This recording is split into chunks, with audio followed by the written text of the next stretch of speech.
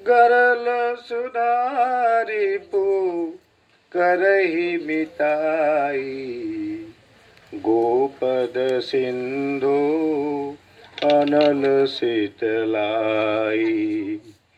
गरुर सुमेरु रेणु समताही, राम कृपा करी चित बहि जाहि। राम कृपा करी चित बहि जाहि। मूकं करोति वाचालं पंगुं लंघयते गिरिं, यत्कृपातमहं वन्दे परमानन्दमाधवम्।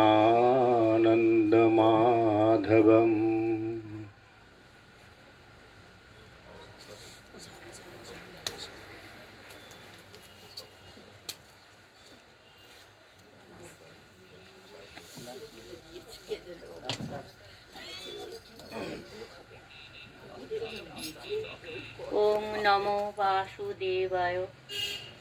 আমরা শ্রীমদ্ ভাগবত মহাপুরাণে ধারাবাহিকভাবে পাঠ করে চলেছি।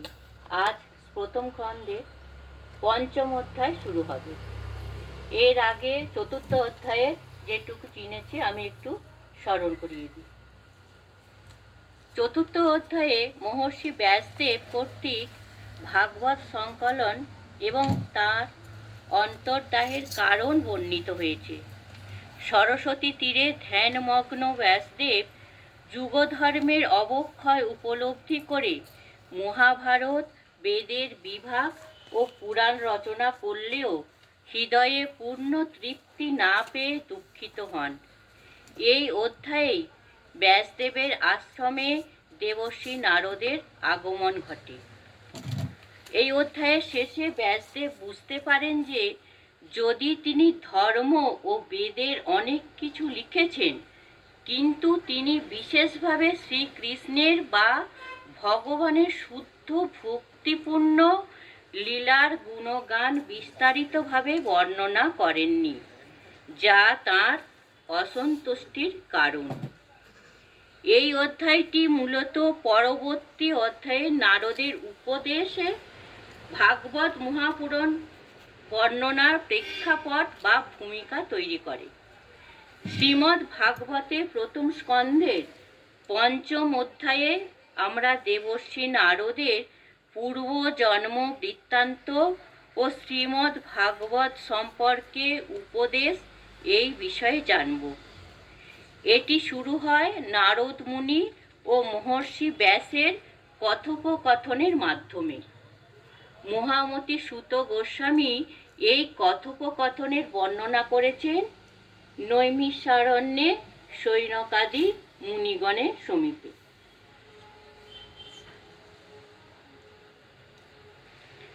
সুত বললেন, অনন্ত বিস্তৃত কীর্তি বিনা পানি দেবর্ষি নারদ সুখাসনে বসে ঈষৎ হেসে পাশে উপবিষ্ট ব্রহ্মর্ষি ব্যাসকে বললেন। নারদ জিজ্ঞাসা করলেন, হে মহাভাগ্যশালী, আপনার শরীর এবং মন কর্ম ও চিন্তা নিয়ে ভালো আছে তো? আপনার মনের জিজ্ঞাসা তো অবশ্যই পূর্ণ হয়েছে, কারণ আপনি যে মহাভারত গ্রন্থ প্রণয়ন করেছেন সে তো এক অপরূপ রচনা, কারণ তাতে ধর্ম ইত্যাদি সবই পূর্ণরূপে আলোচিত হয়েছে। সনাতন ব্রহ্মতত্ত্বের ও আপনি সূক্ষ্ম বিচার করেছেন এবং বুঝেছেন। তবু হে মহাত্মন, আপনি অকৃতকার্য ব্যক্তির মতো নিজের সম্পর্কে কেন অনুশোচনা করছেন? ব্যাসদেব বললেন, আমার সম্বন্ধে আপনি যা বললেন তা সবই সত্যি, তবুও আমার মন তৃপ্ত হচ্ছে না। কি জানি এর কি কারণ। আপনি অপরিমিত জ্ঞান সম্পন্ন, আপনি স্বয়ং ব্রহ্মার মানসপুত্র, তাই আপনাকেই এর কারণ জিজ্ঞাসা করছি। হে দেবর্ষি, আপনি সব শাস্ত্রের গুহ্য রহস্য অবশ্যই অবগত আছেন, কারণ আপনি সেই পুরাণ পুরুষের উপাসনা করেছেন, যিনি প্রকৃতি ও পুরুষ উভয়েরই প্রভু এবং নির্লিপ্ত থেকেও নিজ সংকল্প মাত্রই ত্রিগুণের দ্বারা এই জগৎ সৃজন, পালন ও সংহার করে থাকেন। আপনি সূর্যের মতো ত্রিভুবন পরিভ্রমণ করেন এবং আপনি যোগবলে প্রাণবায়ুর মতো সকলের অন্তরে প্রবিষ্ট থেকে অন্তঃকরণের ভাবটি পর্যন্ত দেখতে সমর্থ ও সাক্ষী স্বরূপ। যোগানুষ্ঠান এবং নিয়ম পালন দ্বারা পরব্রহ্ম এবং শব্দ ব্রহ্ম দুয়েতেই অভিজ্ঞ হওয়া সত্ত্বেও আমার মধ্যে যে অপূর্ণতা রয়েছে তার কারণ আপনি বলুন। নারদ বললেন, হে বেদব্যাস, ভগবানের নির্মল যশকীর্তন, ভগবত মহিমা বর্ণন আপনার দ্বারা প্রায় অনুক্তই রয়ে গেছে। আমার মনে হয় ভগবান যাতে প্রীতিলাভ করেন না সেই শাস্ত্র বা জ্ঞান ব্যর্থ। আপনি ধর্মাদি পুরুষার্থ চতুষ্টয় যেমনভাবে কীর্তন করেছেন তেমনভাবে ভগবান শ্রীকৃষ্ণের মহিমার কীর্তন করেননি। যে বাক্য তা যতই রস ভাব অলঙ্কারযুক্ত হোক না কেন, জগৎ পাবন ভগবান শ্রীকৃষ্ণের যশ কীর্তন না করে সেই বাক্য তো কাকের জন্য উচ্ছিষ্ট ফেলার স্থান আস্তাকুরের মতোই অপবিত্র। মানস সরোবরের কমনীয় পদ্মবনে বিচরণকারী হংসের মতো ব্রহ্মনন্দ বিহারকারী ভগবচ্চারণা বৃন্দাশ্রিত পরমহংস ভক্ত কখনো সেই বাক্যে আনন্দ অনুভব করেন না। অপরপক্ষে সুন্দর রচনার শৈলী নেই, অপভাষায় রচিত, কিন্তু যে রচনার প্রত্যেক শ্লোক ভগবানের পবিত্র গুণাবলীযুক্ত, সেই বাক্য লোকের সমস্ত পাপ নাশ করে দেয়। কারণ মহাপুরুষগণ এই রকমই বাণী শ্রবণ বর্ণন কীর্তন করেন। মোক্ষ লাভে নিশ্চিত সাধন সেই নির্মল জ্ঞানও যদি ভক্ত ভগবত ভক্তি শূন্য হয় তাহলে তাও শোভা পায় না।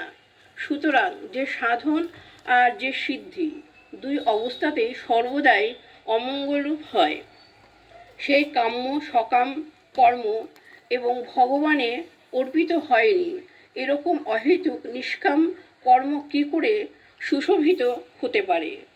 হে মহাভাগ ব্যাসদেব, আপনি অব্যর্থ দৃষ্টি সম্পূর্ণ পবিত্র কীর্তি, সত্যনারায়ণ ও দৃঢ়ব্রত।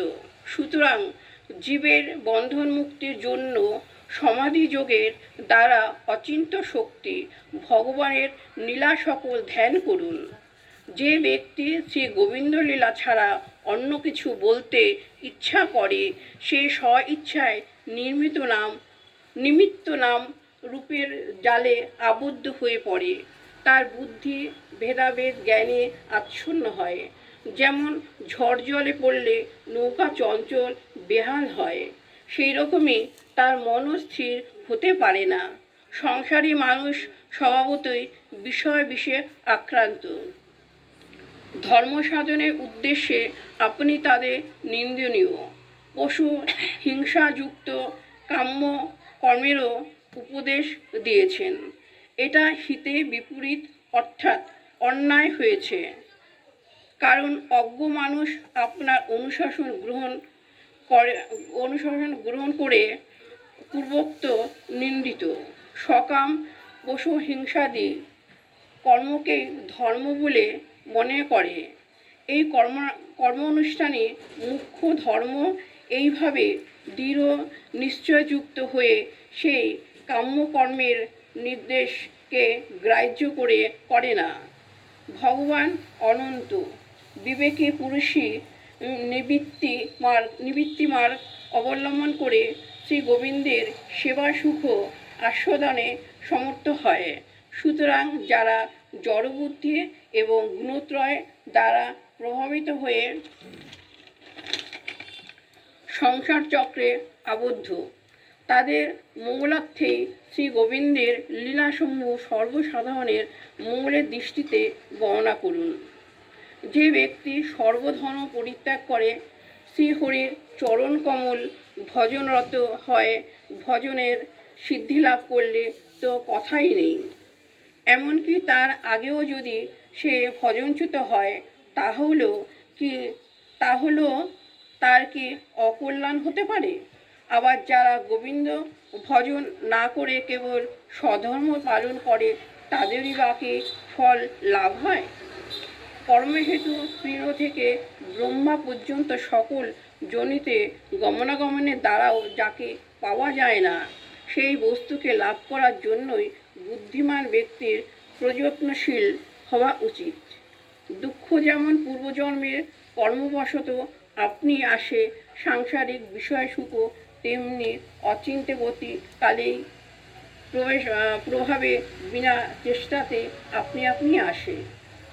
হে ব্যাসদেব, শ্রী গোবিন্দচরণ সেবন পরায়ণ ব্যক্তি যে ভগবত ভজনহীন ব্যক্তির মতো দৈবাৎ কোনো দুরভিনিবেশে যুক্ত হয়ে পড়েন, তবুও কখনো জন্মমৃত্যুময় সংসারে আর ফিরে আসে না। তারা ভগবানের পাদপদ্মে আলিঙ্গন স্মরণ করে আর সেই স্মরণ ত্যাগ করতে চান না, কারণ তারা অমৃত রসের রসিক হয়ে যান। যার থেকে সৃষ্টি, স্থিতি ও প্রলয় হয়, সেই ঈশ্বরই এই বিশ্বের রূপও বর্তমান। এ সত্ত্বেও তিনি কিছুতেই সমর্পিত নন, এ কথা আপনিও জানেন। তবুও আপনাকে সামান্য দিগদর্শন করালাম মাত্র। ত্বমেব মাতা চ পিতা ত্বমেব বন্ধুশ্চ সখা ত্বমেব বিদ্যা দ্রবিণং ত্বমেব সর্বং মম দেব দেব ত্বমেব সর্বং মম দেব দেব। হরি ওম তৎসৎ।